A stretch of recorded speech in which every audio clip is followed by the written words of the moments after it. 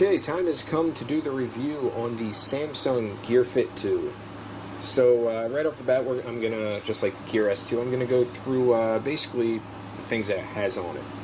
Now, the heart rate sensor is on the bottom, just like obviously the Gear S2. These two metal pins are actually for the charger, for the charging dock. Now, as far as the straps, they should actually, I haven't removed these, but they should pop off just like the Gear S2 does. Yep, just like that. So basically, if you see my Gear S2, you see me remove them, you line up the metal piece, click it right back in, bam, right in. Okay, so that being said, unlike the Gear S2 that I'm wearing, where it has a standard watch hookup for the wristband, this, you put it through the hole, and it actually just, you line it up with one of the holes, and you literally just push it through. And it goes in like that. So to remove it, you just do that, and voila. So that being said, let's check out the actual setup on it. So this is the home screen that my wife has, and this one actually comes with the watch. If you just click it, it will check your heart rate. So let's see if it, hey, check my heart rate. Let's see if it can get my heart rate through my hand.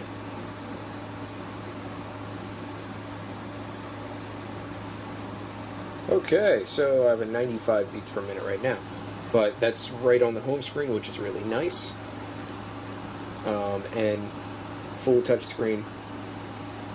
And this watch is more geared towards fitness rather than just, just in general watch. As you can see, her home screen, she has set up how many calories she burned today so far. This resets daily. You can set up your workout for running, stuff like that. This one would be how many steps you took, and this one is pretty accurate for steps as well. What percentage you are among all users for your weekly steps. You can, she has the how much water, come on, and how much caffeine.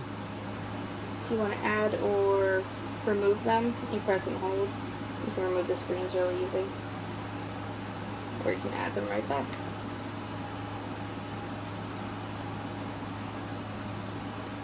So you got that right there. I'll just add it on right now. And it has the two buttons. You got the home button, which will bring you to the main menu right here, where you can do stopwatch, workout trainer, timer, find my phone, which actually works really well, water, together, floor, steps, exercise, 24-hour log, music player, and settings. You go into the settings, and basically you have all the standard settings: your display, your vibration, your device, connection, screen lock, power saving, profile, health nudges, and gear info. So this is the menu button right here, the bottom one, which is a small button, and the back one button is the top bigger button. Go back one, go back one. Alright, so now that I basically showed you all the settings on it, we're going to go over a few things that we experienced with this watch from the little bit of time that we had it. Right off the bat, if you are going to be walking away from your phone up to 53 foot, 53 feet is the cutoff, basically, we found out. Once you get about 53 foot away from your phone while wearing the watch, it will disconnect from your phone. Now, it does automatically connect. It does not automatically reconnect. Oh. You have to pull down the top bar, go into the Gear app to reconnect it every time it disconnects. Okay. Like I said, she's been wearing it, I haven't. So that is a pretty big issue right off the bat, in my opinion, if you got to manually reconnect your watch every time. If you work outside or wear it too tight, you're going to get a funny tan line too, or indent marks if you wear it too tight, or swell. Now, she did say overall this is a pretty comfortable watch. Now, as you can see, it kind of has ribs I don't know what's up with those ribs there. I think it's so it's not flat against your skin. It's more breathable than a rubber against only. That would make sense. I believe that these side things are replaceable, it looks like. I would have bought a large, but I accidentally bought a small because of the open box, and it completely fits me perfectly. Yeah, so the small actually can go pretty big. Bigger Nope. than you would think for a small. No problems with it falling off. The rubber seems to connect really well. Yeah, we actually had somebody comment on the one video, and they said I didn't watch a review, but apparently somebody else did a review, and they said it kept falling off. This has not fell off of her once. This has been on her. It has not had an issue falling off or disconnecting. The Jawbone 3 fell off at least 3 times a day. Huge issues with that. I'm in a very, high working job where it gets banged along a lot. Oh, and apparently it can take a really good hit. You see that scratch? That was a high-speed piece of metal whacking at it. It did not crack the screen. It just scratched the little itty-bitty piece of, black paint that's on the top of it. Didn't crack it. That was a pretty hard hit. Yeah, as you can see that little scratch right there, that's actually a scratch and not a crack. And yeah, like she said, a piece of metal came and smacked it really hard, and yeah, it takes a hit.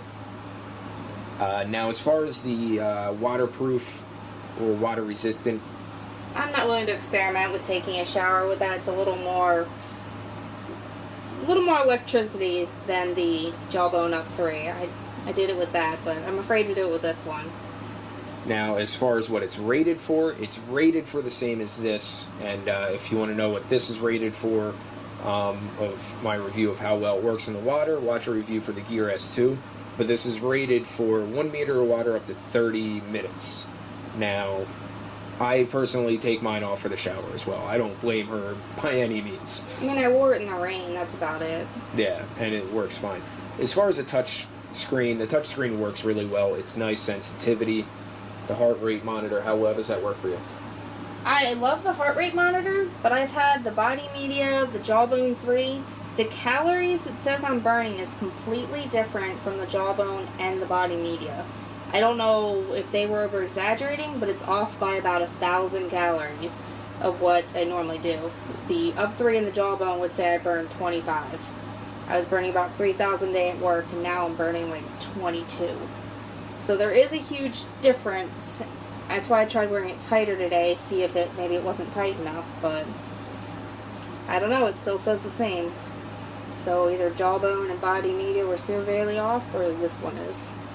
Okay, so keep that in mind when you're trying to figure that out. This watch, it works as, a normal watch, but at the same time, this one is geared more towards fitness. If you use my FitnessPal, there is no current easy workaround that I've found to sync with it. The LifeSum app is the only one that works sort of like the MyFitnessPal, and that works pretty good. There's a pretty good database of food. It's a comparable, but I still prefer MyFitnessPal. So if you're a diehard MyFitnessPal, I wouldn't get this. Okay. Anything else we should add to this review? Oh, would you show the outdoor mode? No, what outdoor mode? Hold down.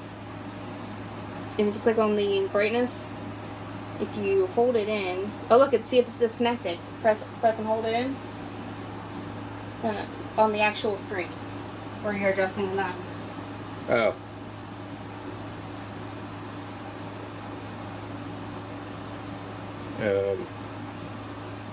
You can adjust your brightness like that, but you said press and hold just this? Yep. Let go. Maybe not. Somehow there's outdoor mode. There we go. There we go. Okay. It's not how you typically do it, but... Outdoor mode is all the way max, okay?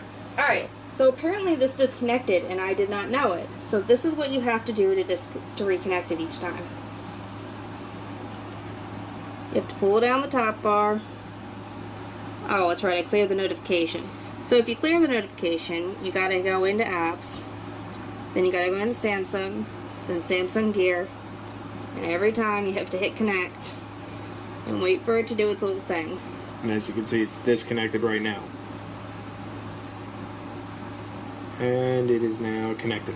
Also, if you go upstairs and you do walk the more distance away from it, it does connect remotely via Wi-Fi. So if you walk too far away from the phone in the house and you have it connected to the Wi-Fi, it'll connect the Wi-Fi to your phone to the watch. Do you know if you knew that? I did not. And I think that's about it on this whole review. Now, basically down to the last part, which is everybody's curiosity. Would you recommend it? I would. I do like it. It's very comfortable. It's much better than the Jawbone. I definitely would recommend this. Alright, so as you can hear, she just said she would recommend this smartwatch. And yeah, I mean, even with its shortcomings for the price of it, compared to, you know, the Jawbone Up 3 or, you know, any standard fitness watch or wristband with how little they have, this has a ton of features. And yeah, it's not that much more expensive. It's real easy. Ooh, there we go. That was broken. That's all good. You could even do it yourself, like one-handed. You don't got to put it down on the table. And just pop it on. Ready? Beautiful. And it has not come off on her once. Alright. I think that's it. I think that's it. So, once again, you know, she recommends it. She's the one wearing it. So, yeah, even with its shortcomings, it's still recommended. And if you want to see the S2 review, make sure to watch that. If you can get the other one, Stan the Bear watch, though, I do recommend that one over this one. I think it's much better than it, even for fitness. Sounds good. Have a great day. Have a good one.